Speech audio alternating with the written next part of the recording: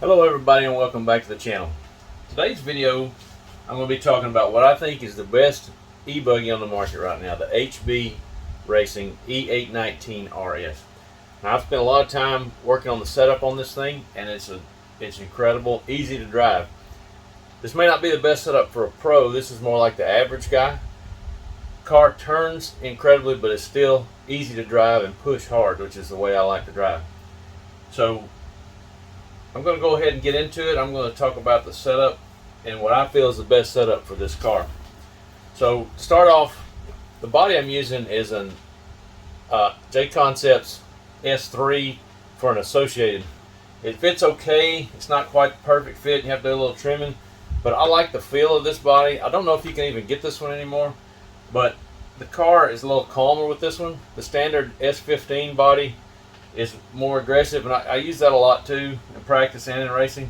But this is currently the only race body I have painted up, and it's been a good one so far. I love the way it feels. So I'm using the old nose piece for the HB. I just think it looks cool. That came with the 817 back in the day. So let's look inside. Get this out of the way too. All right, to start off with electronics, I'm using a Hobbywing XR8 SCT, the newest version of that, and the Hobbywing 1900 motor. It's the current one. It's a 4268 1900, and then I use a stock spur, and the pinion, I might have to look at it, I can't remember, is a 17, so it's a 4817. I use the 5800 Ultimate HB shorty packs in the next to last holes, about as far back as I can get them to fit. So they stand upright, and I have to have this jumper cable to put them in series, and then power and ground go here. Car is very balanced with the battery in this location. I've tried moving it forward and backward, and that seems to work out best for me. Okay, so I guess the next thing I'll talk about will be, well, the servo. I'm using a Hyper Manufacturing aluminum servo mount, which is kind of a must. I'll move this camera a little closer.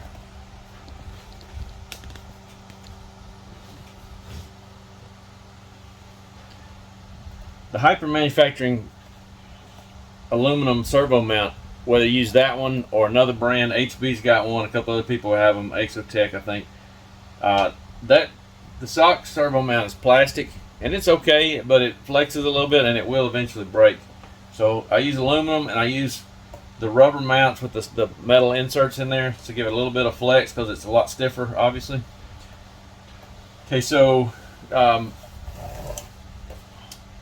I use, of course, the aluminum horn from HB Racing. The servo I use is a SRT BH927R. That's what I use in all my cars. So let's start off with the diffs. For the diffs, I use 752 almost everywhere. I'm probably going to do some experimenting soon with that. Probably one of my next videos. Actually, I'm going to try keeping the same difference between the three because I like the balance of the car with it. I want to try upping all three of them an even amount and see how it affects the cars. I think it will benefit that, especially on a bigger track. What I'm seeing is I'm getting a lot of it. It's blowing the front tires off pretty good, which is great here. But on a bigger track, I think I need a little bit higher, probably something like a 10.73. Just that might be what I try next. So the shocks would probably be my next thing. The front, I use 5 by 1.5 piston. In the rear, I use 5 by 1.6 piston. Same thing I do in the nitro buggy. For oil, I use XTR, and I have 60 in the front and 40 in the rear. I may change that when it gets really cold, but I pretty much run that year round. It has to be really cold for me to go down because the car, for whatever reason, it works good with that oil in it, even varying with temperatures. And I like bladders in these. I use the stock bladders, and I set them as much to a dead setting as I can. The nitro car feels better with emulsion. This one feels better with bladders. I don't know exactly why. I think it's the weight balance. The weight of the car is very similar to the nitro car, but the balance is a little different, the way everything's located. So I think that's what does it. So that's what I've tried every shock combination in both cars. I've tried swapping them back and forth between cars just to try to make it work, and it always comes back to the same thing. I tried the Performa honeycomb bladders. It was a little too much. I didn't like that. I prefer the stock bladders in those. So for shock location, it's the third hole in the front and the outer hole on the bottom. For the rear shock location, it's the third hole from the inside and the outer location. Pretty much the same thing. Let's see here. I like for arms, I like the hard arms in the summer, the regular arms in the winter, only because they tend to break. They get a little brittle in the winter, and they tend to break if you run the hard arms in the winter. So the hard arms when it's hot, soft arms when it's cold. Okay, so let's see here. The Camber Links, the front Camber Links, I like them all the way down the front, all the way out on the hub. Now, the hubs are the stock 2 degree inclination, the narrow hexes all the way around. Car seems to turn better with those. The stock number 5 plates, Ackerman plates. The caster blocks are 20 degree. I prefer the 20 degree. It calms the car down. With this setup, it works great. The bump steer washers, I use 2 shims on the outside, 2 shims on the inside. Same thing. These things are pretty much the same as the nitro car. I think the sway bars are a little different. I got 2.2 in the front, 2.6 in the rear. Let's do the Camber Links in the rear while I'm talking about that. The inside is the next to bottom hole, and the hub is the center hole. Now the rear hubs are stock. The camber plates are stock. I can't remember which number they are. They're number 5 as well. That's something I haven't experimented with. I'll probably do that soon. That's going to be one of my upcoming videos. The hub, the hub peels are 1 dot down with the arrow shape pointing out. That seems to work the best. For me, it has the best grip. If you go up higher, it loses a little bit of stability and grip. So that's what I prefer. So let's see. Let's go back to the front. For the front kick, the front peels are 2 dot peels, and the B plate is the 5 dot, which is a 2.8 plus 2.8 millimeter. So it takes away some kick. So that's the combination I like. Seems to work the best. It's a good balance. Now the rear, the C and D plates is the same as a nitro car. It's a -1 plate C plate and a 2.75 D plate, which gives it 1.75 rear toe. This combination is what made the biggest difference on the car, the A, B, C, and D plates. For the peels in the rear, I've got the C plate has, I have to look,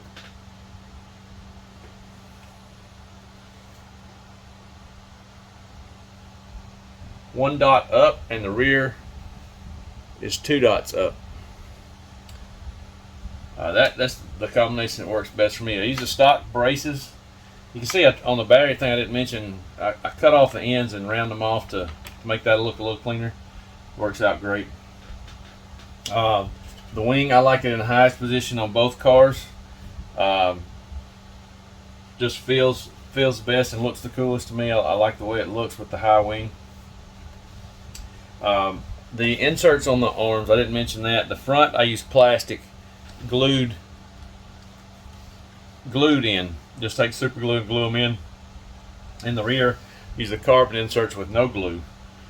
Now you have to trim it. I think the another thing I didn't mention is the droop. Use +1 the hubs to the to the ground, to the chassis, are plus 1 millimeter, so they're 1 millimeter above the chassis. In the rear, it's 3 millimeters below the chassis. Let's see, what else can I talk about? That's about everything. Now, this is just a stock RS chassis, stock length. I like the way it feels. The servo saver is pretty much locked down. I just get them as tight as I can on both cars. Works great for me. I use a stock Ackerman bar. On the Nitro car, I use the Truggy one. It has an adjustment front to rear for Ackerman. It also locks the pins in place. I like that a little better. I haven't gone to that on the e-buggy yet, but I've got it on the Nitro car, and I'm actually going to make a video describing and doing some testing with that too. So I think that pretty much wraps it up. See if I can think of anything else. I'm gonna do I'll do a setup sheet when I get through with this. I'll fill out a setup sheet and I'll put it on the community page, so you can look under the community section on my page, and you'll see the setup sheet. I've done that with the D418 four-wheel drive mod buggy. I did the same thing with that, and I'll put it in the same place so you can find it and reference there. I've also got it on the So-Dialed app. If you want me to send it to you, just message me and I'll send it to you. Be glad to do that. The So-Dialed app is where I keep most of my setups. It's easier to fool with it because you just got it right there, instant access on your phone. For the front arm spacing, I have 2 millimeter shim in the back behind the arm and 1 millimeter shim in the front. The rear arm spacing, I don't know if you can see, I have 4 millimeter shims in the back, 0 millimeter shims in the rear. The rear hub has 2 millimeter shims in the back, moving the arm forward. Another thing I forgot to mention was camber. For camber, the rear is 2 degrees. Works great pretty much everywhere. The front is 1 degree camber, 1 degree toe out. This to me is the best balance of the car. Makes it easiest to drive. Still has tons of grip. Ride height, I like 25 in the front, 27 in the rear. It may go up or down depending on track conditions, but here at the warehouse, that's pretty much what works all the time. So another thing I forgot to mention when I was talking about the shocks, the springs. The front springs are blue, rear yellow. Same thing I do on the Nitro buggy. So overall, the setup is pretty much the same as a Nitro buggy, with the exception of, I think, the sway bar. There's a sway bar difference, and the bladders in the shock versus the emulsion. So other than that, it drives really good, very similar to the Nitro buggy, except you have the difference in throttle response is really the only difference. It drives really great, easy to drive, turns great. Overall, just a really good car. So that pretty much wraps it up. You notice today I've got my vintage RB shirt on.